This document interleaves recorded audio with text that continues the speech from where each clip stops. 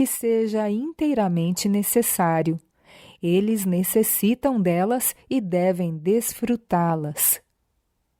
Ao serem assim mantidas reuniões regulares, os pacientes adquirirão confiança no Instituto e se sentirão mais em casa.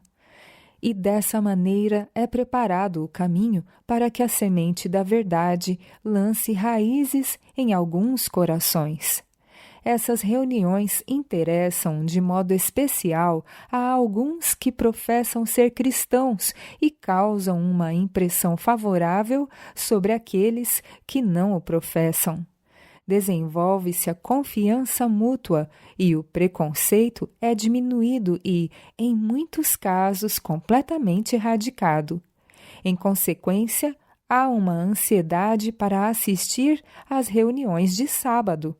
Aí, na casa de Deus, é o lugar de expressar nossos sentimentos denominacionais.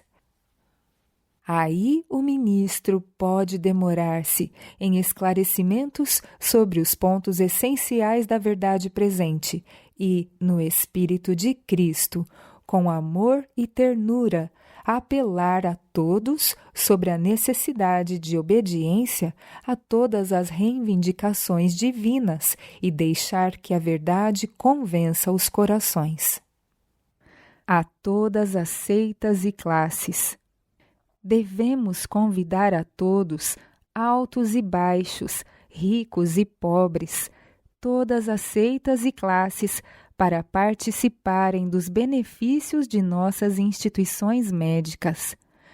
Recebemos em nossas instituições pessoas de todas as denominações, mas quanto a nós mesmos, somos estritamente denominacionais, somos sagradamente denominados por Deus e estamos sob sua teocracia. Não devemos, porém, imprudentemente, fazer pressão sobre nenhum dos pontos peculiares de nossa fé. Tratamento médico, viver correto e oração. Vi que o motivo por que Deus não ouvia mais plenamente as orações de seus servos pelos doentes entre nós era que ele não podia ser glorificado nisto, enquanto eles estivessem violando as leis da saúde. E vi também ser seu desígnio que a reforma da saúde e o Instituto de Saúde preparem o caminho para que a oração da fé possa ser plenamente atendida.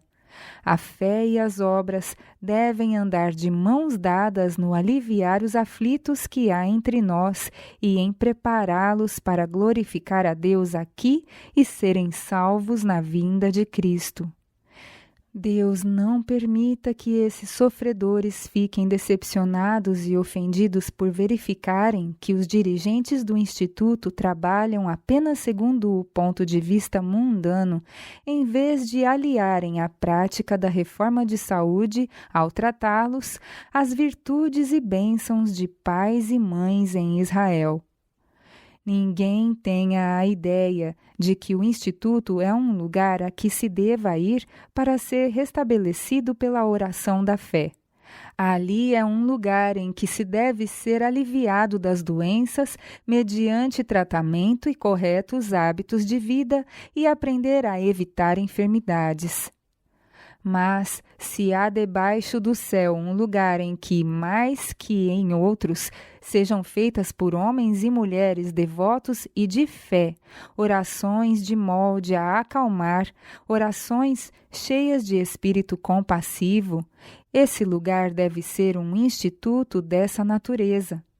Os que tratam os doentes devem agir em sua importante obra com forte confiança em Deus de que suas bênçãos acompanhem os meios por ele graciosamente providos e para os quais em misericórdia nos chamou a atenção, como um povo, isto é, o ar puro, o asseio, o saudável regime alimentar, os devidos períodos de trabalho e de repouso e o emprego da água.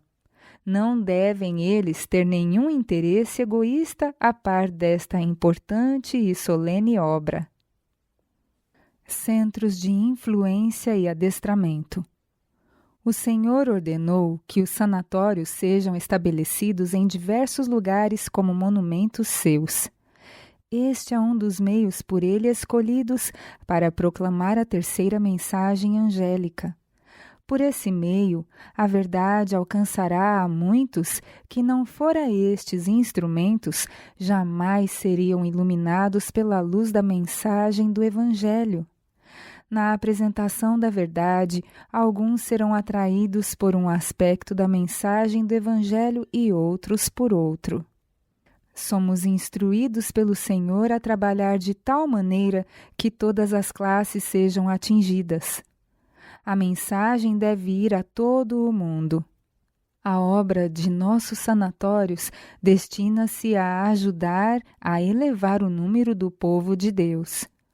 Por meio desse ramo de atividade missionária, os infiéis se converterão. Em face dos maravilhosos restabelecimentos que se realizam em nossos sanatórios, muitos serão levados a olhar para Cristo como o restaurador da alma e do corpo. Devem-se escolher para cuidar dessas instituições obreiros que se sacrificam, que têm completa fé em Deus. Homens e mulheres competentes que desempenhem a função de enfermeiros devem confortar e auxiliar os enfermos e sofredores. Nossos sanatórios devem ser quais luzes a brilharem em lugar escuro, pois os médicos, enfermeiros e auxiliares refletem a luz da justiça de Cristo.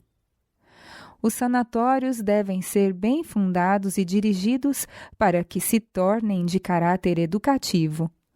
Devem eles mostrar ao mundo a benignidade do céu.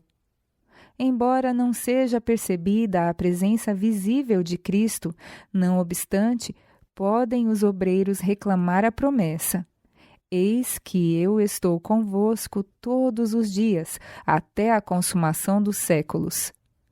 Ele afirmou aos seus seguidores que aos que o amam e temem, dará ele poder para continuarem a obra que iniciou. Ele andou fazendo o bem, ensinando os ignorantes e curando os enfermos. Sua obra não parou com uma demonstração de seu poder sobre a doença. Fez ele de cada operação de cura uma ocasião para implantar no coração os divinos princípios de seu amor e bondade. Da mesma forma devem agir seus seguidores. Cristo não está mais neste mundo em pessoa, mas nos incumbiu de levar avante a obra médico-missionária por ele iniciada, e nessa obra devemos fazer o melhor possível. Para o favorecimento desta obra, devem-se estabelecer instituições para o cuidado dos enfermos, onde os homens e mulheres que padecem de enfermidades possam ser colocados sob os cuidados de médicos e enfermeiras tementes a Deus. Deve a verdade em nossos sanatórios ser alimentada e não banida nem ocultada da vista, e deles deve a luz da presente verdade brilhar em claros e distintos raios. Essas instituições são instrumentos do Senhor para a restauração de uma moralidade pura e elevada. Não as estabelecemos como um comércio especulativo, mas para ajudar os homens e as mulheres a seguirem hábitos corretos de vida. Os que agora são ignorantes devem tornar-se sábios. O sofrimento deve ser minorado e restaurada a saúde. As pessoas devem ser ensinadas como exercendo cuidado em seus hábitos. Podem elas conservar-se bem. Cristo morreu para salvar os homens da ruína.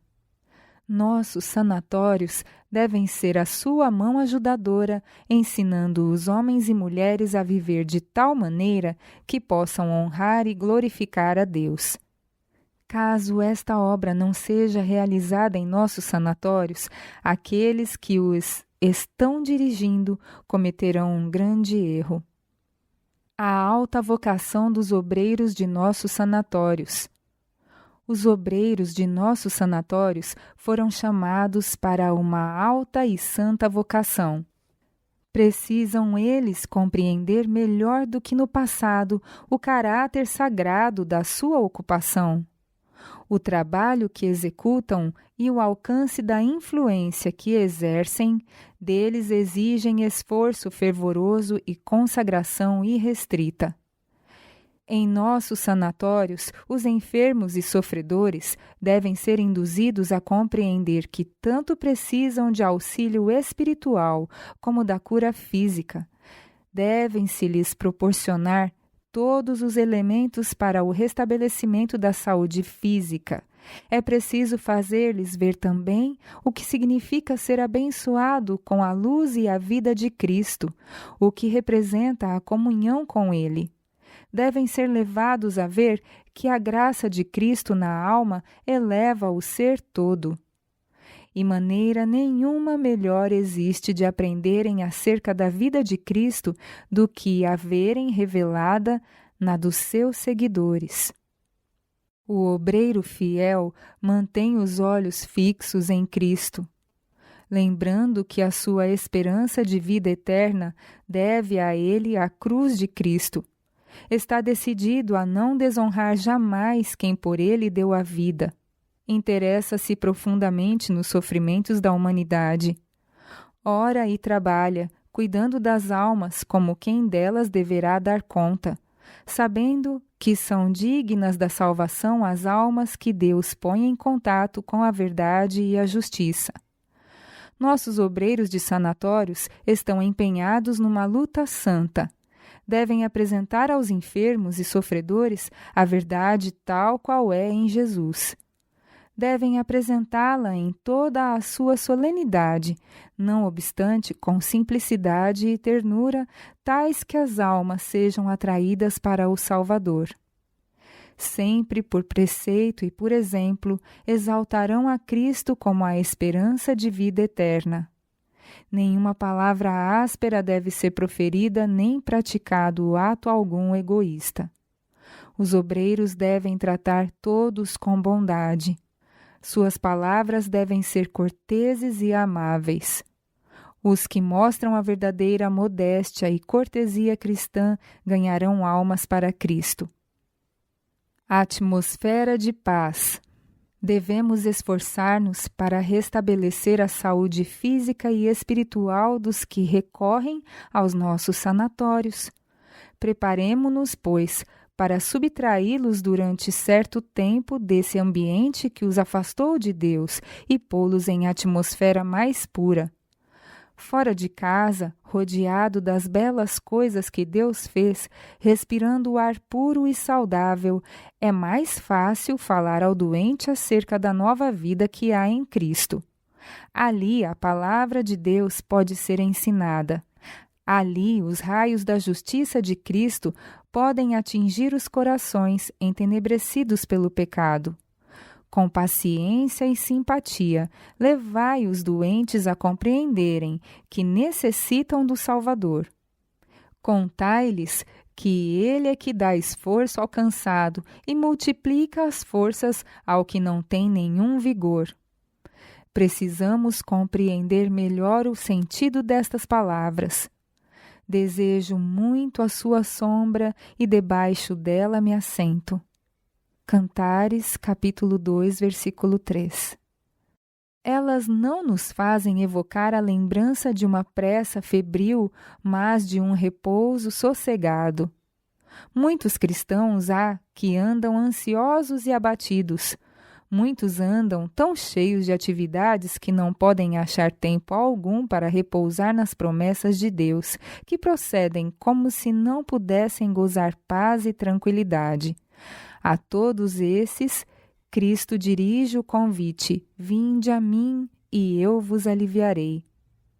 Desviemo-nos das estradas quentes e poeirentas da vida para repousar à sombra do amor de Cristo. Ali nos fortaleceremos para a luta. Ali aprenderemos a diminuir nossas lutas e preocupações e a falar e cantar para louvor de Deus. Aprendam de Cristo uma lição de confiante calma, os cansados e oprimidos. Se querem gozar paz e descanso, devem eles sentar-se à sua sombra.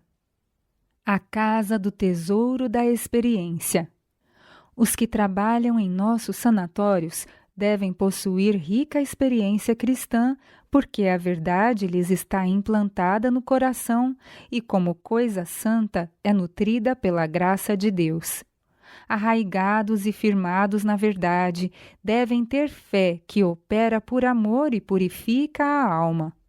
Constantemente pedindo bênçãos, devem manter as janelas da alma fechadas na direção da terra para a atmosfera empestada do mundo e abertas na direção do céu, para receberem os brilhantes raios do sol da justiça. Quem se está preparando para assumir com conhecimento de causa o trabalho missionário médico? Por meio desse trabalho, os que acorrem aos nossos sanatórios para ali se tratarem devem ser guiados a Cristo e ensinados a unir a sua força à fraqueza própria. Cada obreiro deve ser conscienciosamente eficiente. Então, em sentido elevado e amplo, pode ele apresentar a verdade tal qual é em Jesus. Os obreiros de nossos sanatórios estão continuamente expostos à tentação.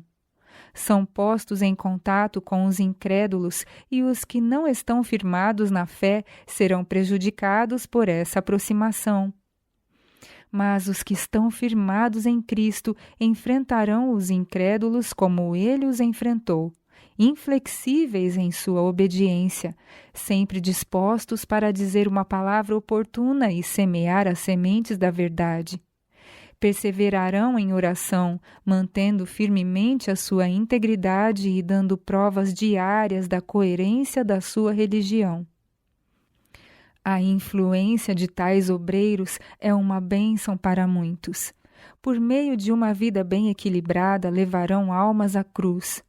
O verdadeiro cristão dá testemunho constante de Cristo. Está sempre animoso, sempre disposto a dirigir palavras de esperança e conforto aos que sofrem. O temor do Senhor é o princípio da ciência. Uma única frase da Escritura é de muito mais valor que 10.000 ideias e argumentos humanos.